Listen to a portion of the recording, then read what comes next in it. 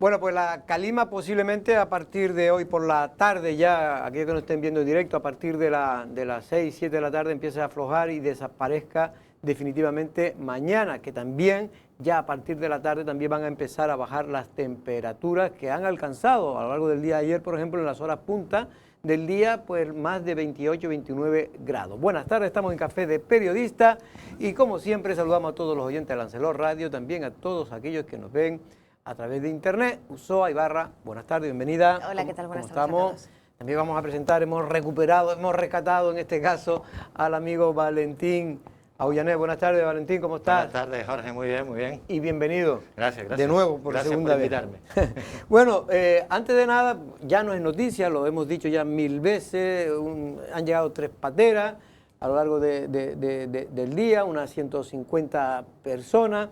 Ya la mayoría han sido trasladados al centro de identificación, el que se conoce como el campamento de los inmigrantes, que está cerca de la Comisaría de Policía Nacional.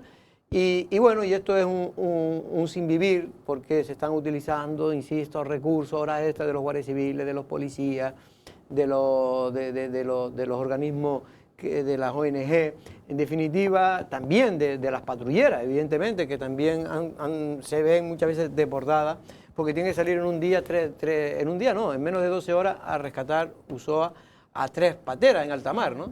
Sí, además en esta ocasión vuelven otra vez a estar estas embarcaciones repletas de menores. De hecho, bueno, las palabras de los propios integrantes de la Cruz Roja que les han asistido hablan de bastantes menores, es que no dan ni siquiera una cifra específica, pero bueno, volvemos otra vez a hablar de un cate que entiendo que, no sé, estará al límite de sus posibilidades, teniendo en cuenta que ya Lanzarote es el primer puerto de esa ruta de tráfico de personas, ¿no? Desde el Magreb o desde la parte subsahariana hacia Canarias. Que no se hable por parte de las administraciones públicas, la verdad es que da una sensación de desatención sobre qué recibimiento se le da a estas personas. Estas son imágenes de hoy, ¿eh? Sí, y sobre todo también, como decíamos antes, la gestión, porque a mí me interesa saber en esos vasos comunicantes entre los que vemos que están llegando al muelle de la Cebolla o al muelle chico o y se le traslade al CATE, ¿cuántos salen a la vez del CATE, ¿no? Para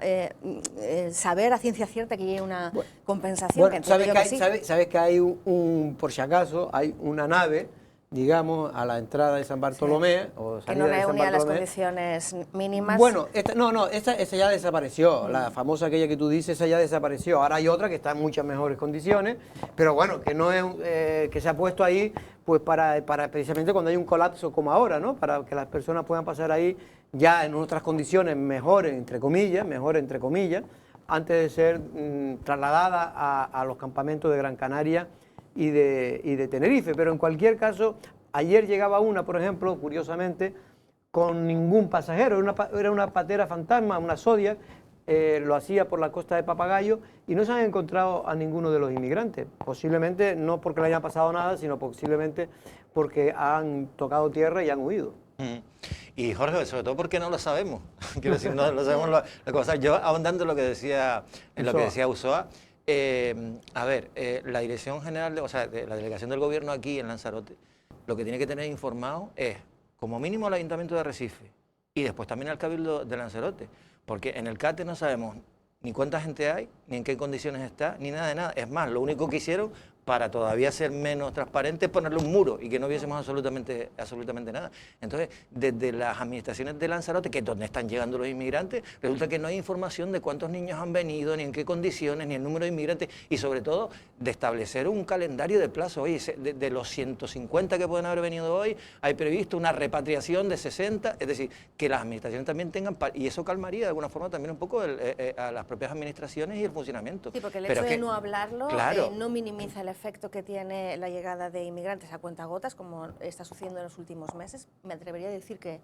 en el último año, y minimizar también los efectos que tiene esta llegada, sobre todo en el caso de los menores, que sí hay que darles acogida y tutorización. O sea, me parece que es no saber gestionar desde el aspecto más técnico, ni siquiera estoy hablando de que se hable desde un púlpito político. Hay oscurantismo, yo creo también, Valentín, porque hay una estrategia, en este caso lógica, del Gobierno de Canarias y del Gobierno central, de que cuanto menos se hable, el problema no existe. Es decir, es aquello de ocultar bajo la alfombra los problemas, ¿no? Y no tratarlos y no solucionarlos. Hay una editorial en Lancelot Digital hablando un poco de esto, de que el problema, por mucho que se esconda, no sigue existiendo y no se puede mirar para otro lado, porque esto lo que hace es incrementar precisamente la teoría de esa editorial de Lancelot Digital el problema. No, y es que ayer, por ejemplo, comparecía el ministro de Migraciones, Escrivá, en el Senado, y le preguntaba al senador del PP, Sergio Ramos, sobre este tema, y le decía que no había crisis migratoria ni nada de nada. Lo niega. Y lo niega, y precisamente por eso, porque después dicen, no, es que ustedes utilizan la inmigración como arma política y electoral. No es que la utilices o la dejan de utilizar, es que ustedes no dan absolutamente ningún tipo de información. Y vamos, y la política a nivel nacional del gobierno del señor Sánchez ha sido desastrosa, porque tú ya me dirás que cediendo en relación con el tema del Sáhara, si todavía Marruecos no ha dado un paso para controlar, por ejemplo, un poco más la frontera y que llegue menos pateras, al contrario. O sea, el gobierno de Sánchez cede, le dice, sí, estamos de acuerdo en que el Sáhara vaya a ser una autonomía partidaria, cambiando totalmente su posición anterior. Y todo el mundo decía, bueno, ya está, ya Marruecos ahora va a poner ahí un filtro, un muro en el agua y ya verás que van a llegar menos pateras. Al contrario, están llegando mucho más, con lo cual no ha servido absolutamente para nada el cambio de posición, si se ha hecho por eso, que vamos, yo creo que parte de razón hay en esta historia. Bueno, el gobierno de España está muy contento, Valentín y Usoa, porque ha logrado sacar adelante los presupuestos, un proyecto de presupuesto que ahora tendrá que ser aprobado en el Congreso de los Diputados y ratificado por el Senado, y contento porque consideran que son los presupuestos más sociales de la historia de España. Son casi 280.000 millones de euros, que se dice fácil, que se van a dedicar a todo lo que está relacionado con los asuntos sociales, desde pensiones, temas del paro, gratificaciones, subida de funcionarios también, que le van a subir el sueldo a los funcionarios un 3% el año 2023 y otro 3 y pico % en el año 2024, es decir, que van a subir, que ellos, la justificación es que llevan muchos años sin que se les suba. Es verdad que al resto de trabajadores no solo nos ha subido, sino la mayor parte hemos perdido poder adquisitivo, porque con el tema de la pandemia todos nos vimos afectados, ¿no? Pero bueno, tampoco vamos ahora a criticar que se le suba a los funcionarios. Pero es verdad que cada vez está existiendo más, y esto es lo que está provocando, sin duda, si no, no se entiende por qué las encuestas dan que Pedro Sánchez, a pesar de todas las propuestas sociales que está lanzando para ganarse el voto de los pensionistas, de los parados, de las madres y demás, no logra luego ganar las encuestas. Pues no logra porque hay una gran mayoría de personas, de autónomos, de gente, en fin, que tiene que trabajar todos los días para muchas horas, para ganar menos, y se está creando, yo creo que dos especies de batallones, el batallón de los funcionarios y el batallón, digamos, del resto, ¿no? Que nos vemos con muchas dificultades para poder las familias sacar el día a día a sus hijos, en fin, y en general a su familia. Hoy hemos tenido aquí precisamente al representante de los autónomos de España, que ha venido invitado por la Cámara de Comercio y también por el Círculo de Empresarios. Y él nos ha contado en relación a los presupuestos, a ver si nos beneficia, como parece, porque uno lee la letra y parece que beneficia a todo el mundo. Bueno, pues vamos a ver lo que piensa en este caso el presidente de los autónomos de España. No han tardado en levantarse voces críticas al proyecto de presupuestos anunciado ayer por el gobierno que preside Pedro Sánchez, en especial al elevado gasto público que ascenderá a 300.000 millones de euros, una cifra considerada por muchos como inasumible y electoralista. En Lanzarote hoy hemos preguntado al presidente de la Asociación de Autónomos de España, Lorenzo Amor, sobre esta subida, con mención especial al aumento en los salarios de los funcionarios y de las pensiones. ¿Se puede subir las pensiones un 8,5? Nos podemos gastar, cuidado, cuando se suben las pensiones un 8,5, vamos a suponer que son 17.000 millones de euros. Pues el mayor gasto que tiene el Estado. O 18.000 millones de euros. En 4 años, porque eso no es que se suban este año. Sí, son dos. Es que eso consolida. Quiere decir 18.000 18.000 el que viene, más lo que suba el IPC, 18.000 el año siguiente, más lo que ha subido en 2023, más 2024.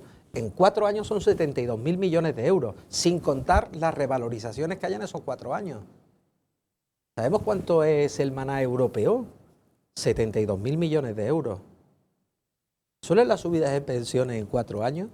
es tanto como los fondos europeos. Para Lorenzo Amor, este gasto que se produce en pleno año electoral tendrá claras consecuencias. Ese es el problema que vamos a tener cuando nos quiten los estímulos del Banco Central Europeo. Tenemos que pensar cómo tenemos que pagar. No nos asustemos cuando vengan los momentos del austericidio, ¿no? No nos asustemos. Sí. Tenemos que estar preparados porque en algún momento alguien se dará cuenta que la fiesta se ha acabado. No solo han sido los autónomos los que han elevado el tono en su crítica, pues esta mañana se hacía oficial la enmienda a los presupuestos planteada por el Banco de España, que corrige a la baja el crecimiento del país para 2023, fijada por el Gobierno en 2,1% y fijándola ahora en un mínimo 1,4%. Y es decir, es que viene en curva, es decir, está bien que en momentos de apuro pues se ayude por parte del gobierno, de las entidades públicas o de las instituciones públicas, se ayude a los más desfavorecidos, ¿no? A los que están pasando lo peor.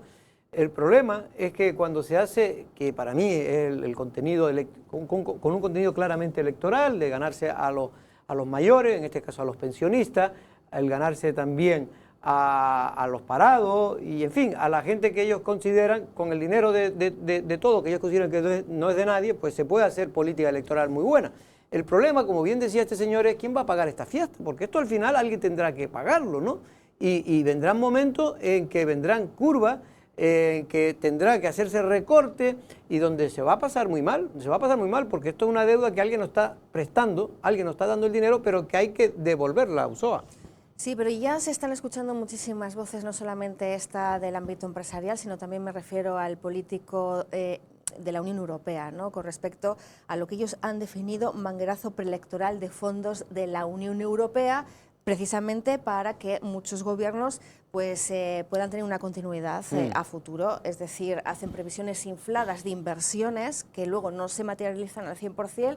Tenemos el ejemplo de los fondos Next Generation, que en el caso de Lanzarote solo un proyecto, uno, se va a beneficiar de los mismos, ¿no? Y luego tenemos una lista de países europeos y en la parte más baja de esa lista está España e Italia en su incapacidad administrativa luego de gestionar todos estos fondos europeos que en teoría vienen a salvar estas economías maltrechas por el aumento de la inflación y los efectos negativos de la guerra y todo lo que nos está ocurriendo.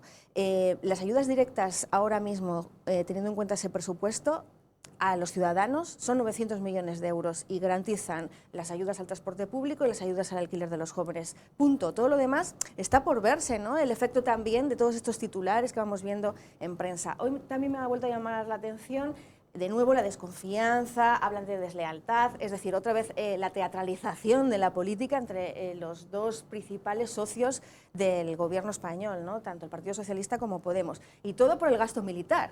Y es que ahora descubrimos incluso que se reúnen en comisiones en las que queda claro pues la intención de una subida considerable del gasto militar español. Un 25% más que lo destinado en el año pasado. Termino ya con representantes de Podemos sentados en esa misma mesa y asintiendo a estas estrategias, y después en bambalinas viene el debate de Unidas Podemos para decir que esto es una vergüenza y que ellos no habían pactado eso. Entonces... Claro, pero esto de Podemos es muy curiosito, porque ellos siempre se oponen a medidas que saben que su electorado pues no está a favor, que es aumentar el gasto militar, y más en estos tiempos. Ellos consideran que en estos tiempos se debe incluso de disminuir el gasto militar y emplearse en políticas sociales.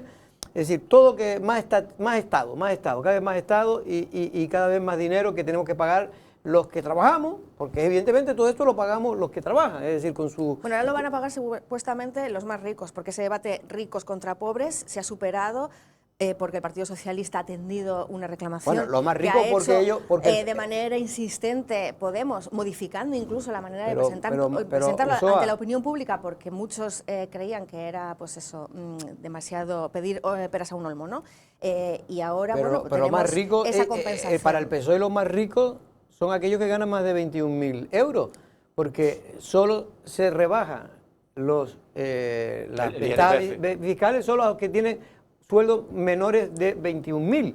Es decir, que la mayoría de españoles están entre 20.000 o 21.000 y 60.000 euros. Es la mayoría. Y de ahí es donde sale el grueso de los ingresos. No creas tú que los ricos, ojalá hubieran tantos ricos en España más rico todavía que pudiéramos sacarle más dinero. Es que hay una cosa, ¿no? Es decir... Ricos son los que ganan 100.000, 200.000, 300.000. A este gobierno le gusta mucho el debate de ser ricos y tal, Sí. y resulta que la clase media, media-baja, es la que se queda fuera Claro. absolutamente de todo. De todo. Porque hay una cosa, que estos presupuestos son los socialmente más electorales que he visto yo en mi vida. Claro. Efectivamente, funcionarios, pensionistas, las madres con niños, el cheque de bebés de 100 euros. Tienes ahí, vamos, Los jóvenes. un caladero, los jóvenes, un caladero de votos impresionante. Pero ¿qué pasa? Que después resulta que la inflación, es que es curioso, la inflación, la media es de un 8,5, ¿no? Es decir, en Canarias está un poco más alta, es sobre el 10. Pero tú cuando vas al supermercado y compras los productos de primera necesidad, no te han subido un 8%. Entiendo. Ya sé que es una media de todos los productos, pero no te ha subido un 8%. El aceite, el pan, la leche y todo eso ha subido mucho más, un 25, 35%. Entonces, y eso le afecta sobre todo a las clases medias, media baja, y la mayoría que no son funcionarios, que los funcionarios además son los que se van a... A mí me parece muy bien, y yo creo que a todo el mundo le beneficia, los periodos preelectorales. ¿Por qué? Porque ahí es cuando empiezan a soltar. Como es pólvora ajena, no es dinero que suele de tu bolsillo, sino que es dinero de todos, ¿no? De los impuestos de todos, pues ahí empiezas a soltar. Y si a quién me interesa darle más dinero, pues a eso voy. Fenomenal que a los pensionistas le pongan le suman el 8,5 y que lo vinculen al IPC. Me parece perfecto. Pero ¿qué pasa? Lo decía este señor de ATA. En 4 años tiene 78.000 millones de euros, que va a ser lo mismo que te dan los fondos europeos. Es decir, ¿y qué va a pasar si llega otro gobierno después de noviembre? Porque va a del tener próximo que hacer lo que hizo Rajoy. Que la hucha va a estar vacía, va a tener que hacer encaje de bolillo, no va a haber dinero, pero claro, yo como me voy a tirar. Entonces, claro, hay que tener en cuenta eso, que es lo que está haciendo este gobierno. Es decir, no, el gobierno, nosotros nos preocupamos de las personas. Pues que yo sepa, hay un montón de personas que están diciendo... Las ocurrencias son gratis y no son exclusivas de los que ahora mismo gobiernan, porque en campaña preelectoral, que es lo que estábamos achacando, ¿no? Con estos presupuestos, siempre se atiende a las minorías y se gestiona en las minorías, que al final es lo que, juntando piecitas, se genera el mosaico electoral que a cada uno le pueda compensar. A mí de verdad que me preocupa enormemente, y viendo un poquito también el proceder, ¿no?, de este gobierno, que no haya una capacidad administrativa real para poder canalizar la inmensidad de fondos. Estamos hablando de fondos europeos, pero que pueda ser dinero incluso del contribuyente, porque ahora mismo están además recabando a través de los impuestos muchísimo No, sobre todo a través dinero. de la inflación. Por la inflación, porque ahora por tienen IVA... una capacidad recaudatoria importante. Y una cosa. Y luego son incapaces realmente de poder ejecutar, ¿no?, esos fondos de una manera material y de una manera efectiva, porque ellos se hinchan hablando de que muchos de esos fondos van dirigidos a los servicios públicos, a más educación, a más medicina, etcétera, pero en el fondo la gente va con la cartera, como tú dices, al supermercado, cada vez con más monedas y menos billetes. Y una cosa, es decir, los fondos europeos, Next Generation y todo esto, venían sobre todo para compensar todo lo que pasó después de la pandemia, pero tenían un fin último que estaba relacionado, entre otras cosas, servicios públicos, pero sobre todo con temas del medio ambiente, energías renovables, digitalización. Y ahora resulta que con la guerra de Ucrania estamos otra vez con el gas, sí, el gas, que si las energías nucleares, es decir, estamos volviendo para bueno, atrás.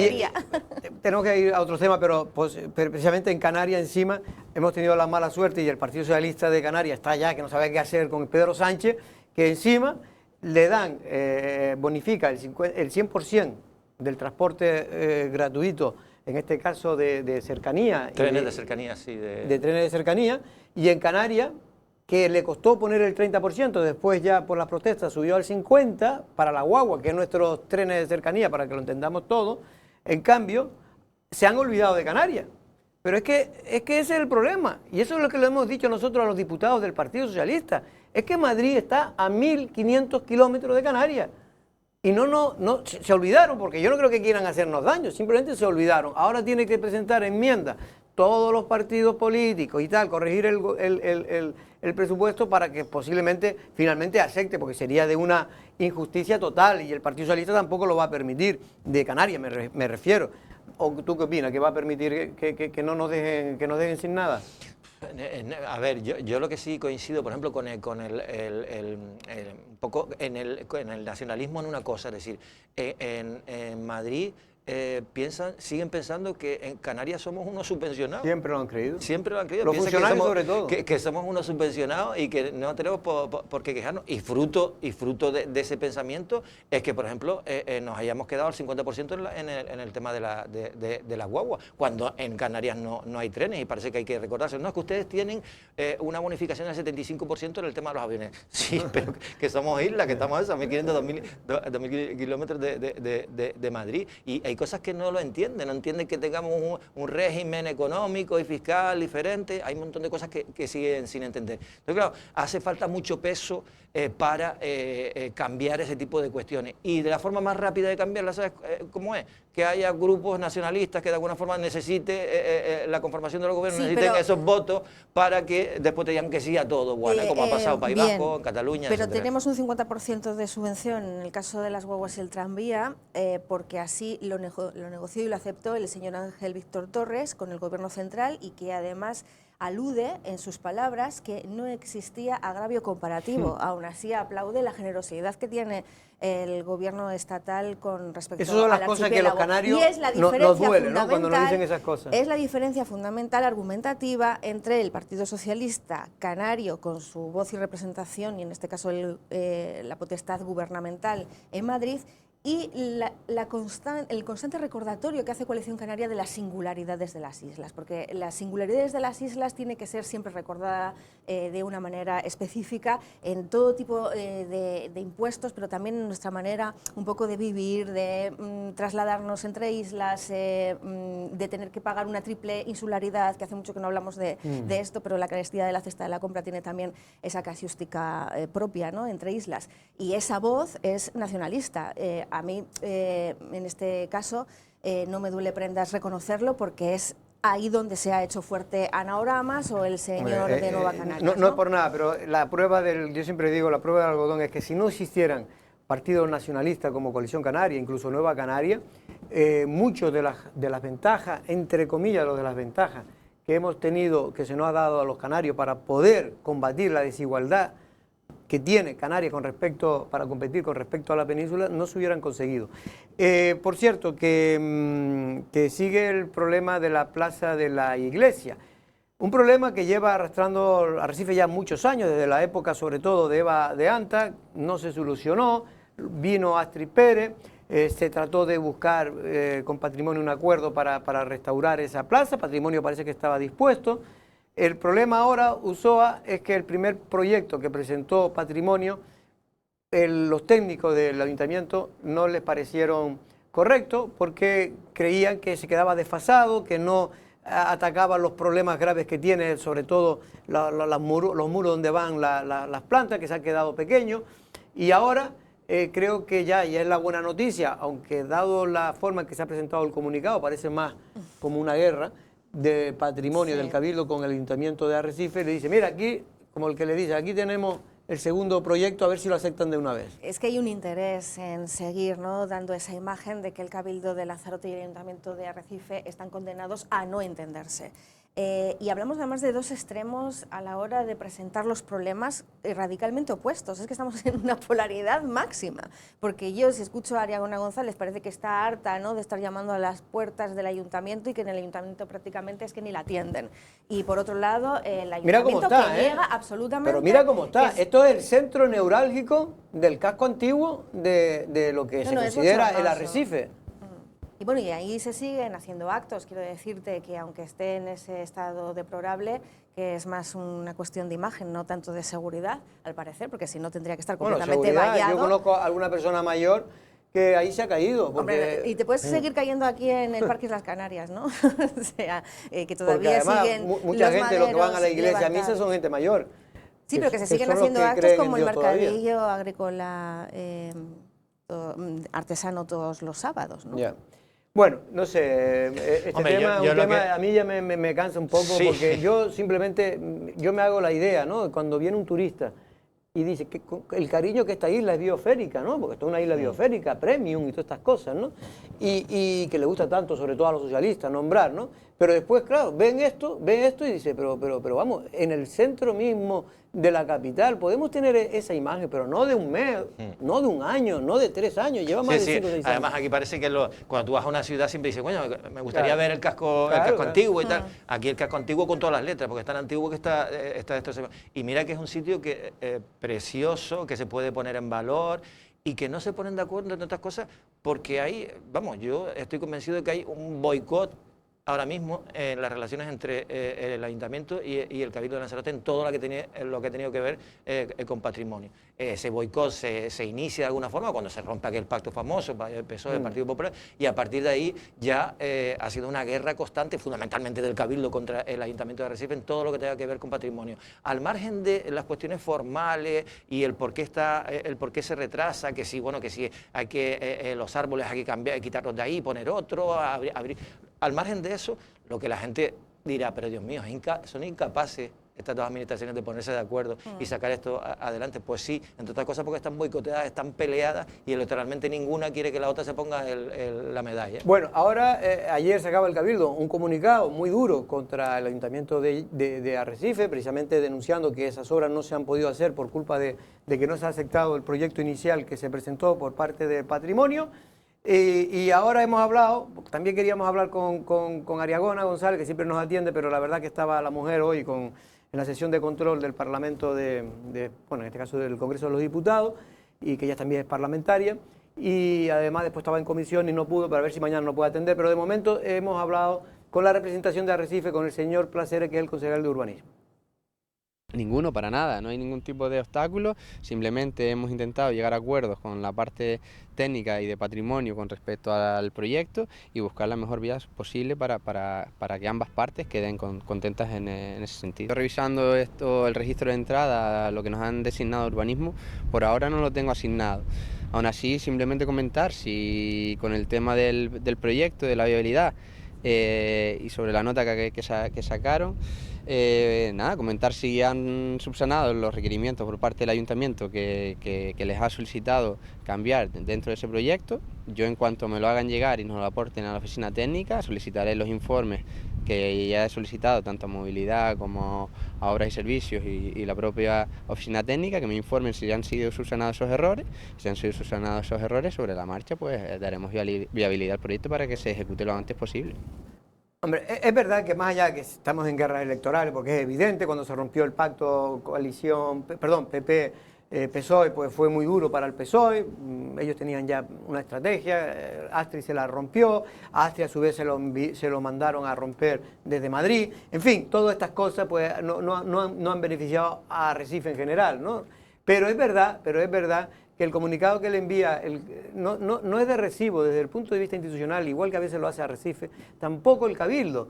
Desde el punto de vista institucional no se puede mandar un comunicado para tratar de que la guerra, de echar la culpa al otro. Lo que se trata, yo haría, si fuera el Cabildo, oiga señores, mire, vamos a ponernos de acuerdo, vamos a tratar de que beneficiemos a toda la ciudadanía acometiendo ese proyecto. Pedro Sanguinet daba hoy una rueda de prensa. Pedro Sanguinet, de último, está pues en todos los medios de comunicación con los temas judiciales que tiene pendientes, pero hoy ha dado un paso más porque ha mostrado documentación. Ha mostrado documentación, no sé si ustedes han tenido posibilidades de escuchar parte de esa rueda de prensa o leer el comunicado posterior que ha sacado, pero sobre todo a mí me llama la atención dos aspectos importantes, que es que, ya, algunos lo sabíamos, pero son las declaraciones que había realizado el administrador concursal, para que lo entendamos, de Inalsa, cuando en la época de Manuela de Armas no le quedó más remedio que llevar a concurso de acreedores esa empresa porque estaba en la ruina. Si Manuela de Armas finalmente no lleva la empresa a concurso, pues podríamos haber tenido problemas de abastecimientos graves en toda la isla, ¿no? Entonces no le quedó más remedio que llevar eso por una gestión mala que ya se venía arrastrando desde hace mucho tiempo. No vamos a echarle toda la culpa ahora a Manuela de Armas, esto venía ya de atrás. Y bueno, y entonces fue cuando se contrató a Canal Gestión, a través de un concurso, digamos, primero fue un concurso abierto, pero después se hizo restringido, creo, ¿no? Sí, bueno, yo he leído el comunicado de Pedro Sanginés, me ha sorprendido en varias cosas, entre esas, por ejemplo, sorprende también porque con Pedro Sanginés, que yo creo que se le está haciendo una cacería, pero que es evidente, primero lo que se puso en duda es que hubiese contratado a Ignacio Calatayud. ¿Por qué? Porque dice, bueno, era su amigo y entonces el primer paso que se da, digamos, en el deterioro de la imagen pública e intentar, digamos, la condena del telediario, es hacer ver a la opinión pública que Ignacio Calatayud es amigo de Pedro Sanginés, que lo era, pero por eso lo contrata. Y después la segunda parte es decir, ves, contrató a su amigo, lo hizo mal y encima hay una comisión que se lleva a Pedro Sanginés de ese dinero, que es la segunda parte que estamos viviendo ahora en juicios y que bueno, ya se dirimirá. Pero aquí lo que queda claro es, primero, es Manuel Armas, como presidente del Cabildo entonces, quien presenta a los administradores concursales a Ignacio Calatayud. Segundo... sí, que no fue Pedro inicialmente. No fue Pedro inicialmente. Y después...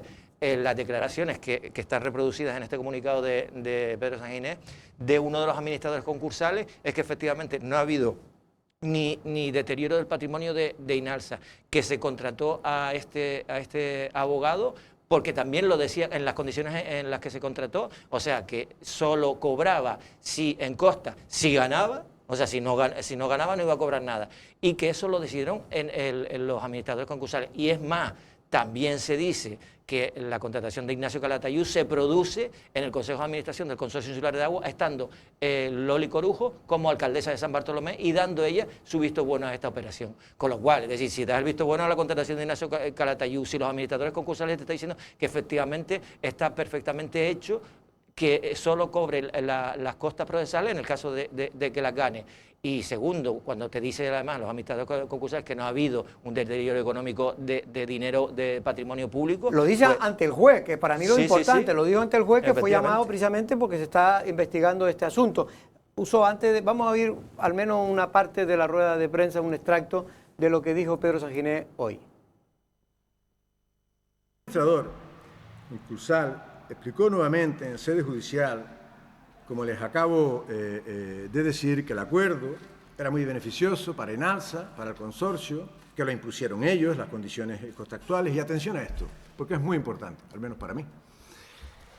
Explicando cómo fue Manuel de Armas quien primero contrató y les presentó a Calatayud en el marco del concurso, así como que Cobo Planas, que declara el próximo día 13, Cobo Planas era el anterior representante de la administración, ¿verdad?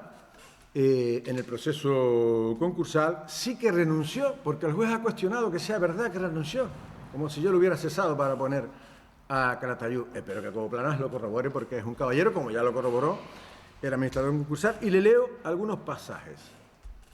Dice más cosas, lo que está entrecomillado es lo que dice el administrador, porque no hay acta, pero sí hay un vídeo. Pero yo les voy a destacar en la rueda algunas de las cosas que dijo y el resto se las entrego. Preguntado por de dónde se deriva, de dónde deriva el administrador, esto se lo preguntaba al Ministerio Fiscal, creo, que el letrado tenía derecho a hacer suya las costas tasadas a la parte contrataria, respondió el administrador concursal, que no olvidemos fue puesto allí por un juez, el juez de lo mercantil, no sé si será el siguiente en ser imputado, el juez de lo mercantil. Deriva de que así se acordó y se le impuso por parte de la administración concursal. El letrado de Inalsa en ningún caso va a cobrar ni se le va a aceptar ninguna minuta que pretenda devengar por los incidentes, porque solamente cobraría si ganaba en costa. Eso era absolutamente indemne para la concursada, o lo que es lo mismo, el abogado estaría trabajando gratis para Inalsa, sí o sí, en lo que a los incidentes afectaban.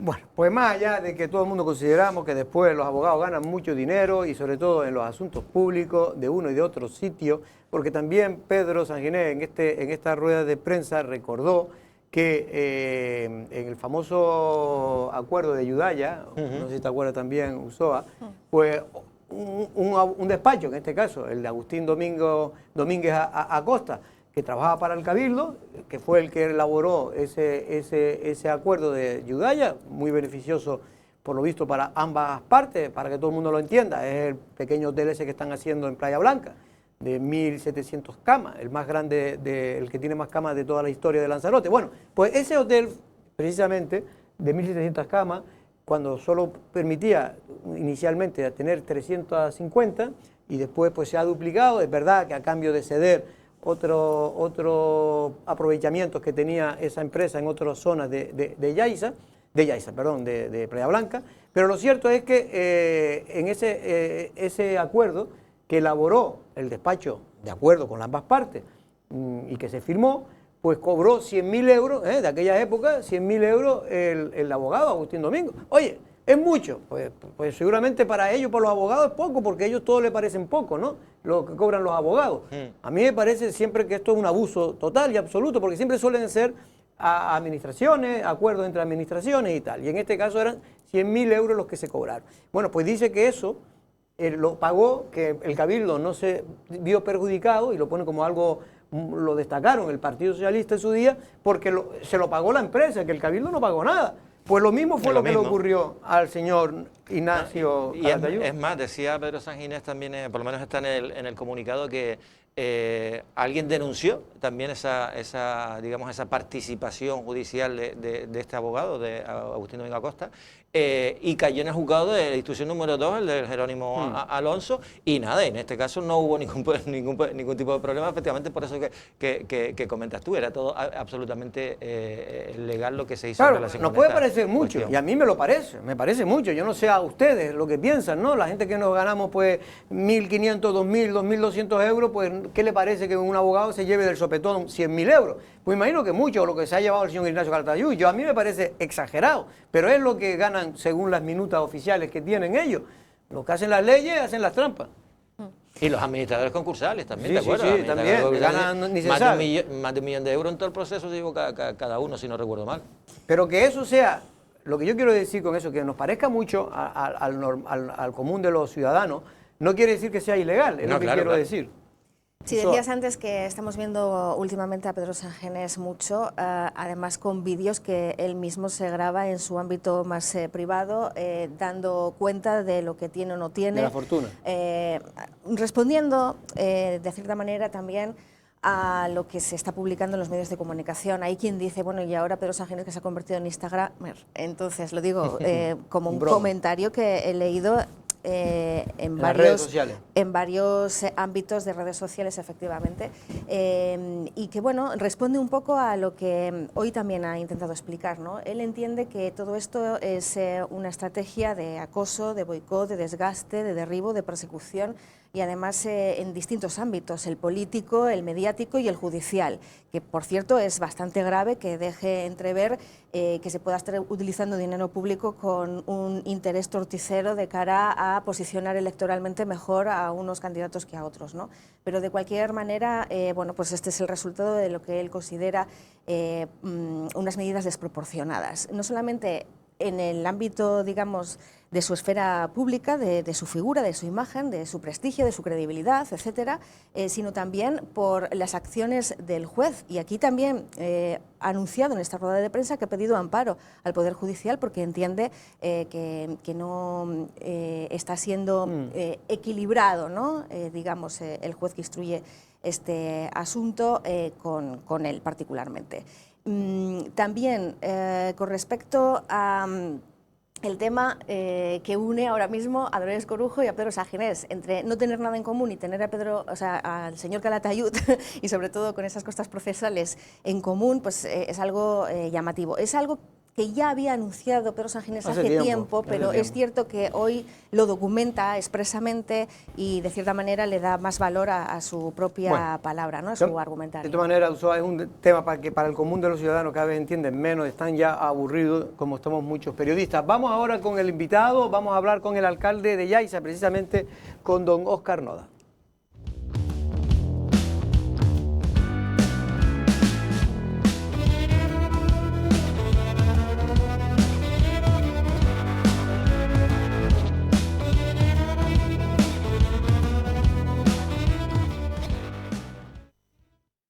Bueno, pues Yaiza no todos son noticias negativas. De último, hay dos buenas noticias que yo quiero compartir con el alcalde de Yaiza, con don Óscar Noda. Buenas tardes, don Óscar, ¿cómo estamos? Muy buenas tardes, gracias. Una es que hay un entendimiento, el Cabildo de Lanzarote anunciaba estos días atrás que se ha unido al Ayuntamiento de Yaiza, a su alcalde, en fin, a todos aquellos que están luchando para que finalmente se retiren esas jaulas marinas de la zona de Playa Quemada. Al final es un espaldarazo, ¿no?, que ha recibido el Yaiza del Cabildo.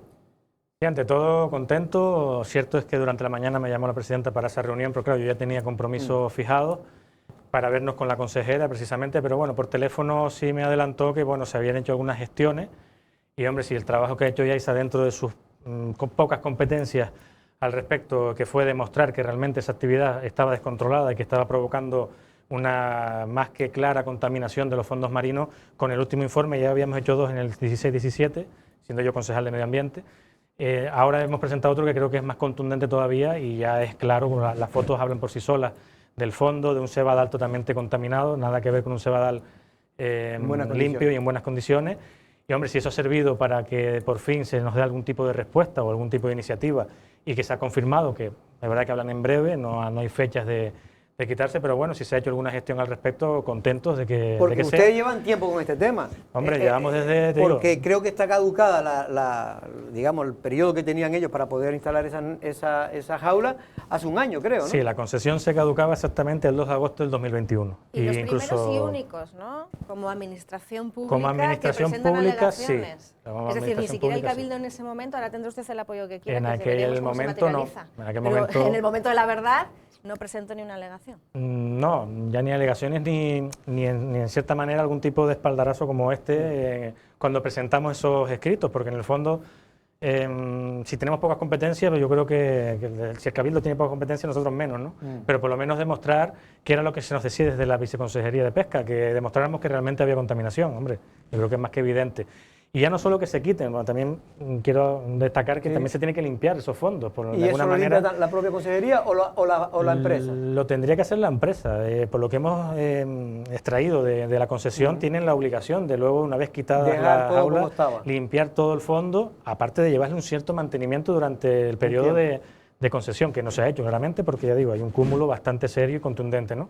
Entonces, aparte de que las quiten, que drenen esos fondos de alguna manera, que los limpien para que se intente recuperar la vida que había ahí, porque vecinos me lo han dicho, que era un buen sitio de pesca, de calado y demás, ¿no? Así que bueno, vamos a que eso sea una realidad. Y lo que ha pasado, que es una negligencia de la empresa, quiero decir, que se haya llegado a este extremo, ¿es una negligencia de la empresa o es que en sí este tipo de actividades ya no va a ser igual en todos lados y va a provocar esta contaminación? ¿O es esta empresa concreta la que se ha dejado o de ir el a sitio provocar? donde está, puede ser también, ¿no? Hay varios factores. Para empezar, recuerden que ahí se instalaron en un principio 8 o 10 jaulas de engorde de atunes. El atún come carnada natural. La carnada que pueda sobrar y va al fondo, o se la come el resto de los peces o se diluye por naturaleza, sola.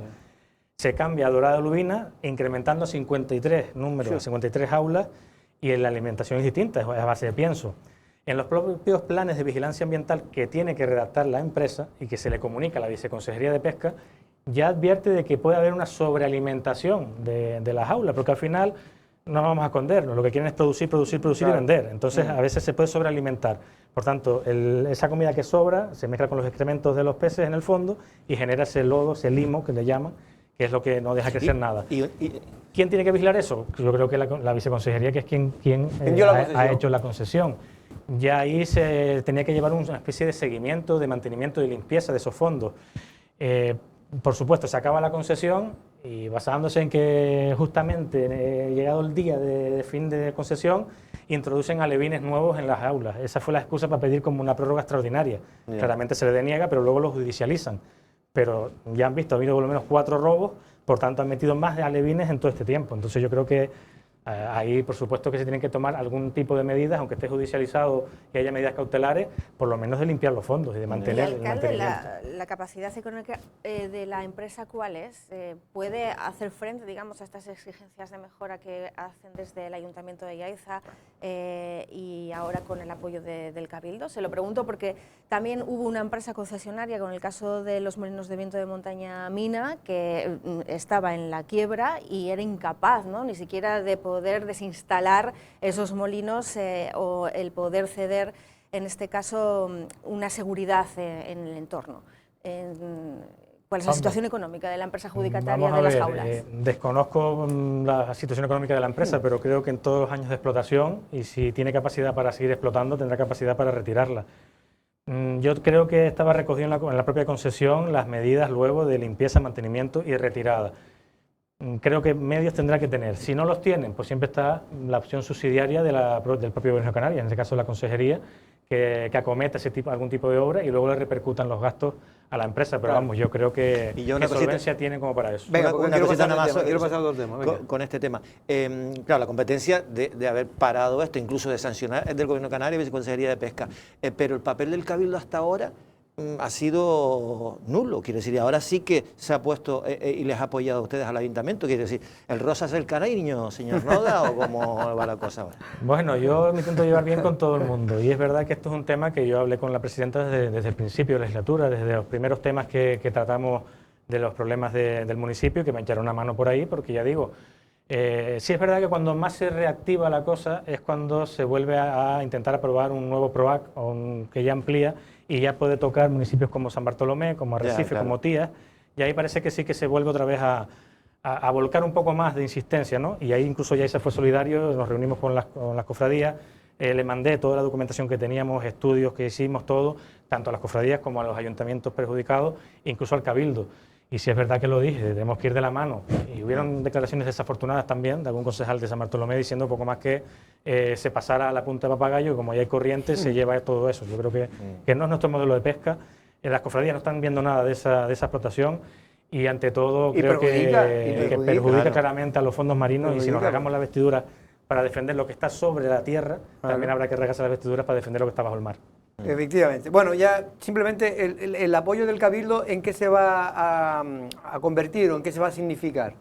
Bueno, yo sé que tuvimos luego reuniones para hablar incluso de ese PROAC, entonces sé que iban a encargar algún tipo de informe, iban a revisar jurídicamente todo el funcionamiento y con respecto a las aulas, lo que me decían es que lo estaban tratando a nivel de la consejería y demás, por tanto yo creo que por ahí la presidenta sí ha hecho sus gestiones y esperemos, ya digo, que sea una realidad finalmente y se quiten por el bien de los municipios, de los vecinos de Playa Quemada y del municipio. Otra buena noticia sin duda para el municipio de Yaiza, yo creo que para todo Lanzarote ha sido el espaldarazo que ha dado al Ayuntamiento de Yaiza, en este caso el Gobierno de Canarias, de alguna manera presentando lo que es una corrección de errores, si no corrígeme, en el tema famoso del plan supletorio de Yaiza, que había sido suspendido totalmente por una sentencia del Tribunal Superior de Justicia de Canarias, que es verdad que cabe recurso de amparo, en este caso, de casación, perdón, en este caso, pero que ha puesto nervioso a mucha gente, ¿no?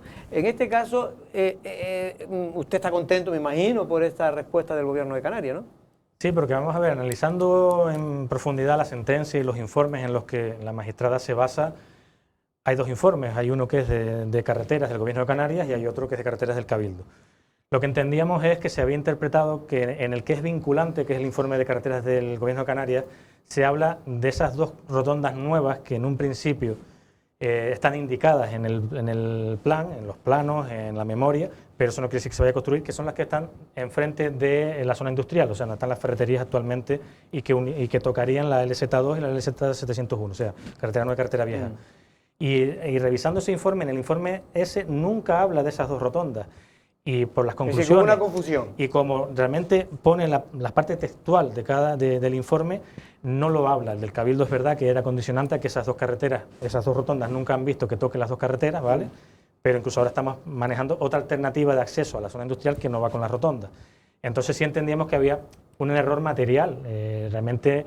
Y encima que el informe del Cabildo no es vinculante. No es vinculante, pues entonces entendíamos que ahí había habido una mala interpretación o una mala lectura de los informes. Por tanto, sí que le pedimos, de hecho formalmente lo mandé, una carta tanto al viceconsejero como al consejero, para que, siendo un plan supletorio que aprobó la consejería, que realmente no va a ir en contra de sus propios informes, ¿no? Entonces, desde luego era una ayuda, un espaldarazo importante. Es verdad que teníamos 2 días, a ellos les llegó oficialmente el 26 la sentencia, por tanto lo presentaron y bueno, vamos a ver lo que pasa, pero sí es verdad que y hablándolo con los juristas municipales, fue un informe bastante contundente y claro, ¿no? Entonces, bueno, por supuesto que ¿Tiene esperanza de que el Tribunal Superior de Justicia de Canarias corrija su error? Que las probabilidades son pocas, las cosas como son pocas porque normalmente... que una modificación, por lo que hablan los juristas, yo aquí soy nuevo en esto, Normalmente que cambie la orientación de una sentencia es complicado, pero bueno, es una vía que hay y la tenemos que explotar. Pero si se comprueba que es un error, los jueces también, hombre, todo el mundo se puede equivocar, hasta los jueces incluso. Vamos a ver, nosotros apelamos un poco a ese sentido común y a lo que dicen los propios informes, ¿no? Pero sí es verdad yo creía que ya yendo el gobierno de Canarias y ustedes, en fin... Sí, hombre, cuanto más vayamos, mejor, y más cuando es el propio gobierno de Canarias, ya digo, que la aprueba el supletorio, que no va a ir en contra de sus propios informes. Pero ya digo, aún así estamos trabajando en el recurso de casación para presentarlo también. Pero bueno, es una vía que había que explotar. ¿Cuánto puede tardar eso en saberse?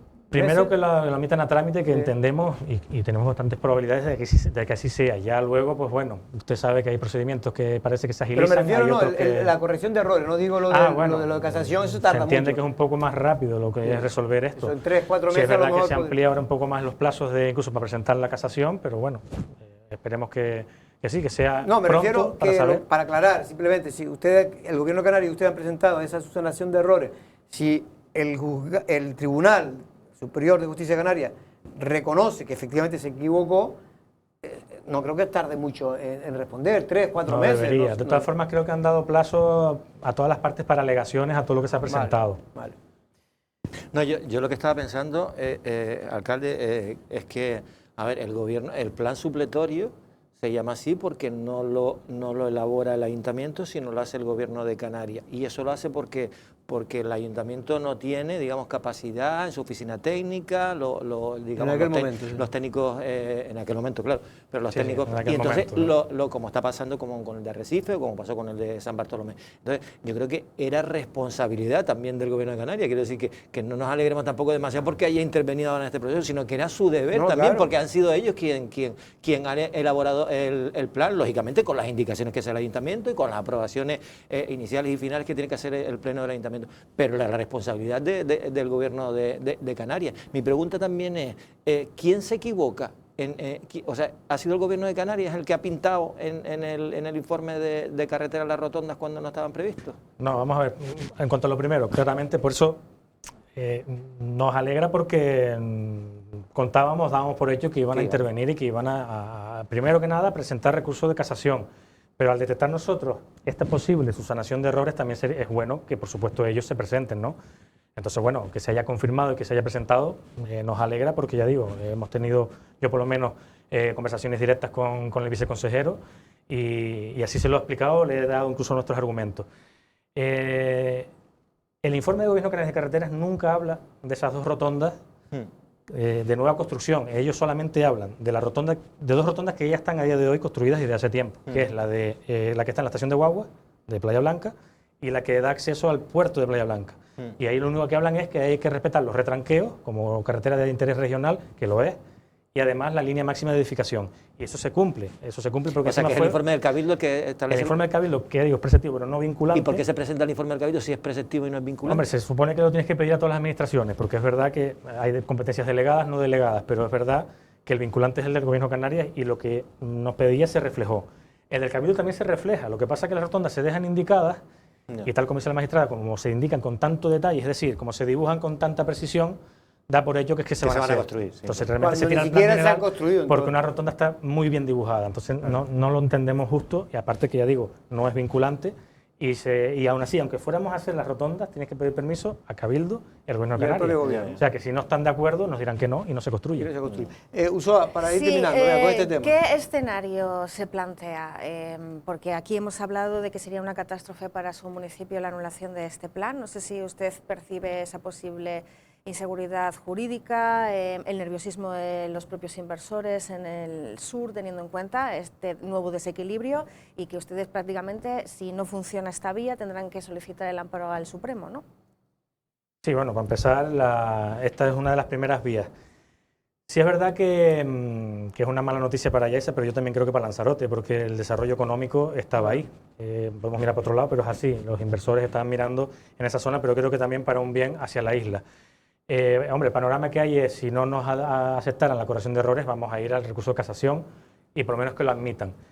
Como plan B, que yo digo plan B, pero es el plan A, pase lo que pase, ya estamos redactando un pliego para hacer un plan general ordinario, porque efectivamente en aquel momento no teníamos posibilidades ni recursos, ahora creo que sí, tenemos mayoría de edad, Yaiza yo creo que ahora mismo tiene la capacidad para poder desarrollar ese plan ordinario, que es lo que también tocaba, todo se ha dicho de paso, no esperaba que fuera tan pronto, pero sí, la idea nuestra era afrontarlo de cara a una siguiente legislatura. Desde un principio lleva sus trámites, pero ahora lo que vamos a hacer es agilizar la parte administrativa de ese pliego, sacarlo a concurso, contratar un equipo redactor y a partir de ahí empezar a trabajar. Ya lo teníamos medio preparado para hacer correcciones puntuales, unas que habíamos detectado nosotros y otras que nos habían presentado pues, particulares o interesados, ¿no? Entonces el panorama va a ser ese, hay que actualizar el plan, eso está claro, pero sí es verdad que es una herramienta que queremos partir de ella y corregir o añadir o quitar o cambiar detalles que han ido surgiendo. Pero sí es verdad que en cuanto a seguridad, porque si no nos tendríamos que ir en los pueblos al plan del 73, y ya estamos hablando de más de 40 años atrás, y en Playa Blanca, donde haya planes parciales, a la ordenación de los propios planes parciales. En los pueblos va a ser complicado porque hay muchas parcelas, y que conste que esto no perjudica al sector turístico, que esta mañana estuve hablando con la patronal y estuvimos un poco poniendo en común sobre la mesa. Si hay preocupación, pero conteste primero. No solo a empresarios, no solo a inversores, también al vecino de a pie. El vecino de a pie de los pueblos, pues su padre le habrá cedido, sus padres le han heredado alguna parcela o han comprado alguna parcela. He tenido incluso alguna reunión con algún vecino que ha comprado una parcela donde probablemente en el plan de 73 es rústica y con el plan general es urbana. Y claro, me pregunta qué hace, si encarga proyectos, si no y demás. Entonces yo creo que también perjudica al desarrollo. Por eso es importante que le dé tranquilidad a todos los vecinos de Yaiza. Hombre, ahora mismo lo digo, sigue en vigor, vamos a... yo confío en que pero si usted da, por ejemplo, una licencia, si da una licencia hoy... Sí, vamos a ver, en cuanto esa todo lo que sea acto cobra resuelto ¿no? antes de que la sentencia sea firme, porque no hay carácter retroactivo, es decir, cuando sea firme y se aplica desde ahí, a partir de ahí ya sí que no se puede dar, pero lo que esté otorgado y resuelto antes de que eso sea firme, mantiene su vigencia, es lo que no, digo para que dé tranquilidad porque nos ha llamado también gente preocupada por este tema y después otra cosa que mucha gente han querido decir, no, esto solo perjudica y por eso están enfadados el sector turístico, no, es que afecta también al propio ayuntamiento, a los intereses generales, para hacer los sistemas generales. Hay suelo dotacional educativo, si no está este plan a lo mejor ya no lo hay, ya no se puede ceder como se hizo con el SEO y que la idea es ceder para ser un instituto y tengo el compromiso también de la consejera. Por otro lado, el Centro de Salud de Playa Blanca, al lado hay una parcela que es de equipamiento también dotacional y se va a ampliar, se está cediendo. Parcelas de vivienda social, también hay una que ya se ha cedido, otra que hay una promoción privada que puede ejecutar hasta casi más de 200 casas, viviendas. Nosotros tenemos adjudicadas 226, pero 126 van en esta parcela que ya se ha adjudicado o ya se ha cedido al Instituto de Vivienda. No hemos tenido por ahí respuestas de los avances. Entonces yo creo que también en ese sentido se perjudica bastante a lo que es el desarrollo del municipio. Digo esto porque mucha gente ha querido simplificar el asunto de que esto no, es que Óscar Noda y el Ayuntamiento lo que han hecho con este plan es regularizar toda la planta hotelera. En fin. Sí, bueno, eso era también una de las alegaciones presentadas y se la desestiman y dan sus argumentos. Es decir, aquí para nada se ha intentado aprobar un plan para una especie de amnistía de lo que se puede haber hecho mal. Sí que es una herramienta que es básica para poder regular esas condiciones, si es que se puede, y si no se puede, pues tendrán que tomarse otras medidas de derribos, de lo que quiera que sea, y se está haciendo, o sea, en ese sentido no hay ningún problema. Pero que no... Sé que se ha vendido eso y eso no ha sido así para nada. Yo creo que el plan general es la Biblia urbanística del municipio y ya digo, con su luz y su sombra es una herramienta que a día de hoy es muy útil y muy necesaria. ¿Y le preocupa que el demandante ahora haya pedido una aclaración de sentencia? Yo tengo entendido, por lo que leí en Lancelot Digital, que es por un informe de patrimonio que dice que era negativo para la aprobación del plan. Hombre, claro que preocupa porque, bueno, dentro de las circunstancias que además que se quiere seguir ahondando en otros términos, y creo que también ha presentado otro en cuanto a temas de estabilidad presupuestaria y demás, como una especie de revisión. Yo creo que ni ellos esperaban que se les fuera a admitir por dos rotondas, hablando claro. Habían otras cosas de más injundia que tal vez demandaban o declaraban, pero se desestimaron todas. Claro que sí preocupa porque parece que hay una cierta inquina, cada uno reclamará sus derechos como entienda oportuno, pero sí que se siga ahondando, se siga profundizando en pero lugar de... Pero los demandantes, por ejemplo, me gustaría saber, yo si fuera del municipio y tengo mi interés, tengo el derecho a defender mis intereses, y en este caso es Honor García Bravo también, por mucho que haya sido alcalde, él tiene su derecho a defender sus intereses particulares. Pero el hecho de, yo lo que no entiendo muy bien, es lo que querrá es que corrijan lo que a él se sintió perjudicado, o es al revés, como lo de él no puede arreglarlo, dice, porque se perjudique todo el mundo. Perdón, hortelano, ¿no? Sí. Hombre, vamos a ver, tal vez es una pregunta que no tenga que responder yo, sino el propio demandante. Pero ya digo, la cuestión no es quién demande o no, sino la posible repercusión que haya. Sí. Es verdad que en la demanda es verdad que hay argumentos más bien genéricos en cuanto a, precisamente, faltas de forma en los trámites, ¿no? Que haya faltado algún informe, que se haya hecho con algún informe negativo, todo eso está desestimado, ya digo, lo desestima bastante clara la magistrada, y luego pueden haber cosas más de injundia particular o que le puedan perjudicar. No, digo eso, Oscar, porque sé que hay muchos promotores, algunos nos han llamado, que presentaron recursos contra ese plan supletorio, pero no querían ni de loco que se suspendieran, ¿sabes? Lo que quería que le arreglaran el problema de él, pero no cargarse el plan. Claro, todo depende de cómo se enfoque, porque puede ser que, oye, había muchos que era corríjame mi parcela, incluso de particulares, algunos se estimaron, otros se desestimaron igualmente, y otro está en el que quiera ahondar todo el plan, o sea, todo lo que es el ámbito del plan, ¿no? Y en este caso, pues ahora mismo es así, se ha ahondado en todo el plan, pero ya digo, por lo pronto creemos que la causa en concreto nos parece desmesurada, sinceramente, porque además que no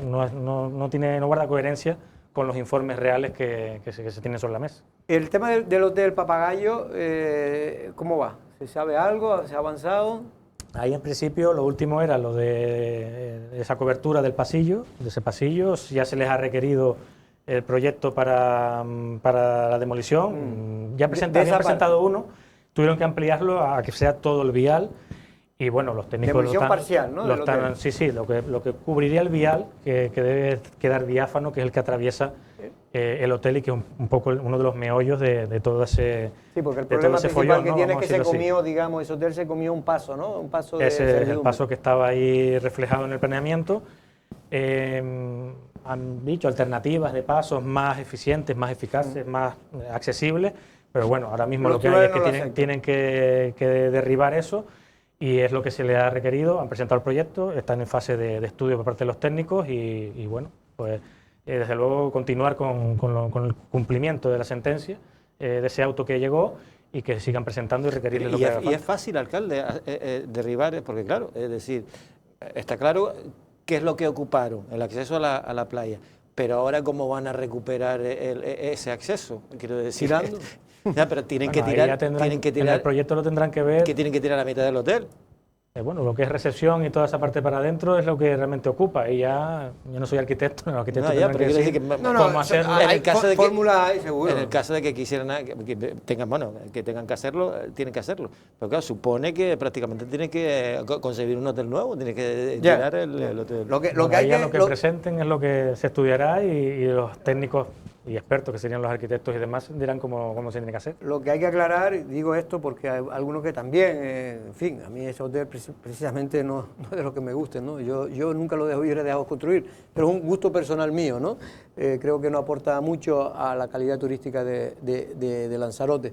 Pero evidentemente lo que hay que dejar claro que es que si ese hotel lo tiraran, vamos a suponer que lo tiraran, pueden pedir permiso para construir otro hotel de parecida característica. Sí, vamos a ver, ya lo he dicho en otras ocasiones, ahí tanto el plan general como el plan parcial refleja una parcela hotelera, y una parcela hotelera de unos cuantos metros cuadrados, estoy tirando de memoria, pero sí que tendría esa capacidad.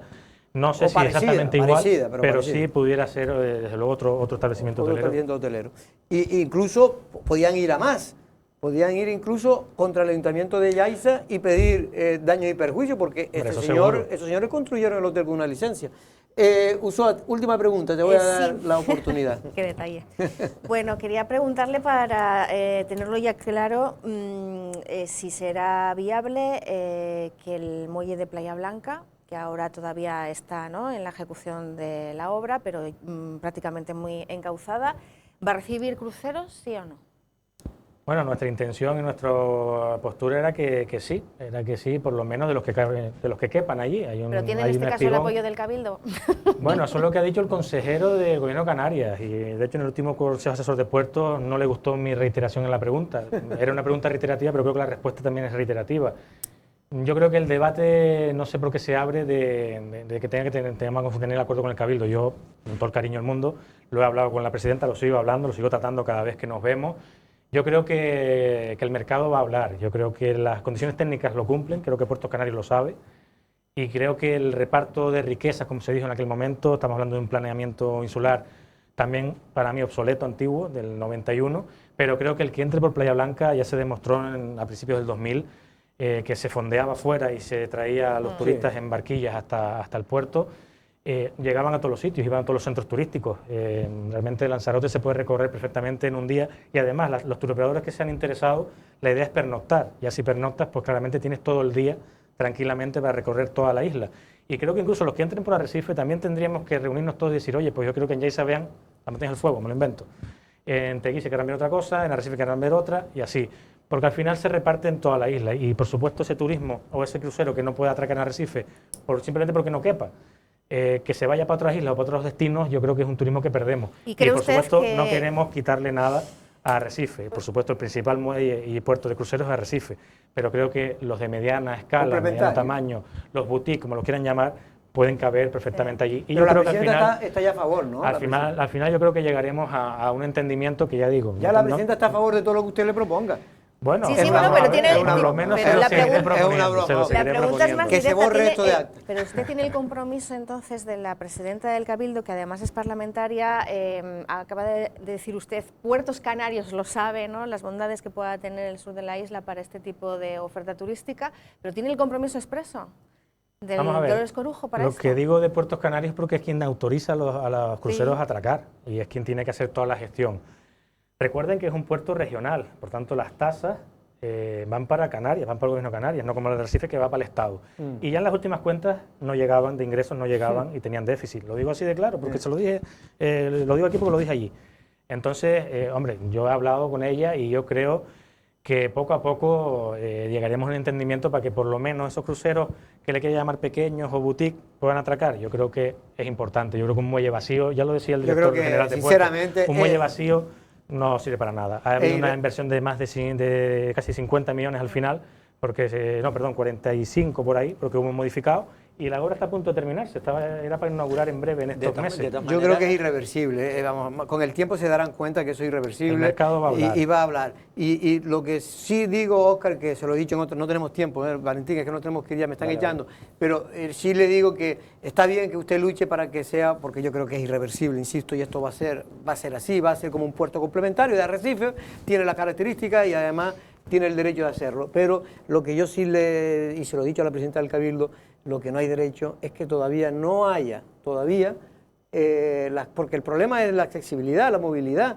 todavía no haya un plan de qué se va a hacer, si se va a desdoblar o no la carretera de Yaiza. Hombre, eso también se lo he dicho a la presidenta y se lo he dicho también incluso al consejero, a Sebastián Franqui, cuando hemos tenido la oportunidad de vernos, porque es importante. Ya entre cruceros o no, ya no, desde luego ya el muelle anterior con un tráfico de más de 1 millón de personas al año y 250.000 vehículos hacia Fuerteventura, que prácticamente es un puente marítimo, ya era necesario y yo creo que el espacio está.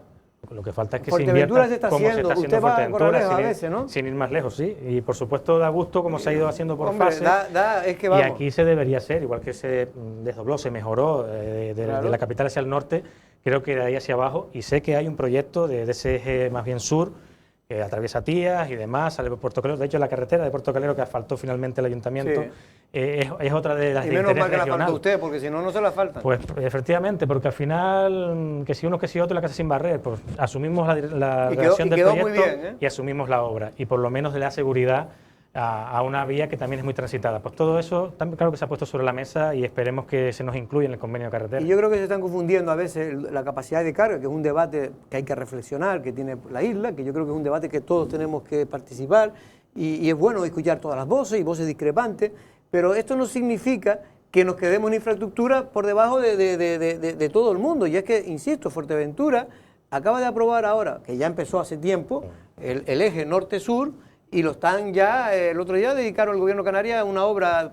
plurianual de 140 millones de euros para desdoblar y llegar desde Puerto Rosario a lo que es, Corralejo a Puerto Rosario y llegar en 15 minutos cuando ahora se tarda escasamente media hora. Pero no es por solo recortar el tiempo, es por la seguridad.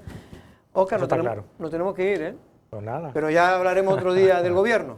Por supuesto. De momento, don Óscar, por cierto, me están diciendo por aquí, pregúntale, ¿ya hay acuerdo Nueva Canaria, Óscar Noda? Bueno, pensé que me iba a preguntar por la cancha de bolas que hemos sacado hoy, hemos publicado no, hoy. eso no me he enterado. Pero ¿Hay bueno, cancha de bolas? la señalética vertical, que también la hemos sacado, estamos con ella, pero bueno, no pasa nada, otro día hablamos de eso. Otro día hablaremos. A ver, acercamientos hay y buena relación hay. A mí me han dicho que es en diciembre. Hombre, vamos a ver, presentación en también sociedad. es verdad que nosotros también tenemos que reorganizarnos internamente en nuestro comité, como Partido Unidos por Yaiza, estamos en ello, estamos ahora mismo esta semana haciendo una actualización a la Ley de Protección de Datos que cambió en el 18 de las afiliaciones. Cualquier persona que quiera interesarse como nuevo afiliado en el proyecto y conocerlo y participar en él, pues también tiene las puertas abiertas, y eso es lo que estamos haciendo previamente, a fijar ya un congreso y a partir de ahí ver posibles Usted lleva bien con alianzas. Antonio Morales y ya se nos dio el paso ya. No, yo me alegro por él, sí, me llevo bien, la verdad. Siempre hemos tenido buena relación y la amistad está por encima de todo. De Gran Canaria también. Y bueno, hablo con el de aquí, con el de Lanzarote. El de Gran Canaria no tengo el placer de conocerlo, pero bueno. Pero me alegro por él, desde luego, y yo se lo he dicho ya por teléfono que le deseo lo mejor en Tinajo y que vaya todo bien. Don Óscar, mucha suerte. Bueno, muchas gracias. Y también la suerte para usted, suya también puede ser la suerte de que corra Yaiza y Lanzarote. Usoa, Hasta otra. muchas gracias Venga, por aquí. chao. También a Valentín, que se incorpora después de un parón, pero lo vamos a tener por aquí, por lo menos como mínimo una vez a 2 veces a la semana. Nosotros mañana regresamos a la misma hora. Buenas tardes.